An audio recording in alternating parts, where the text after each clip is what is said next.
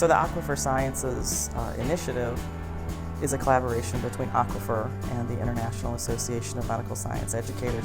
And what it's done is to really bring together basic scientists and clinicians and to create a curriculum and tools that will allow students to think about how they practice clinical medicine, hopefully in a new way. If you think about Aquifer, what Aquifer, in my mind, is trying to do is really bring together a marriage of the basic and clinical sciences in order to make better decisions.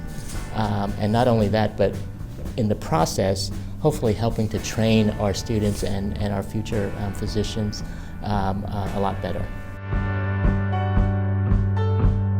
It came about really by the executive director of Aquifer, Leslie Fall, approaching leadership of the International Association of Medical Science Educators, IAMSE, as we like to call it, and saying, hey, where's the national basic science curriculum, guys? And there wasn't one. And so what we did is we recruited clinicians from within the Aquifer Educators Consortium and some clinicians that were already part of IAMSE, as well as basic scientists from IAMSE. And we got all these people working together to identify the top 10 big basic science concepts. What are the 10 most important things you needed to know about biochemistry? And to have a student be able to look at that and say, oh, if I get these 10 things, I've got the most important parts of biochemistry. And then also for a person who's teaching that content to say, okay, I need to make sure that the students get these 10 things.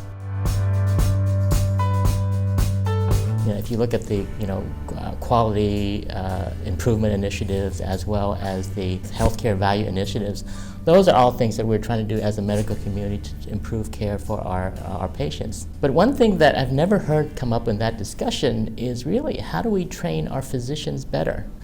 And I really think that in some ways we're sort of missing the gem underneath this, which is how do we use what we're already doing for students and use it better?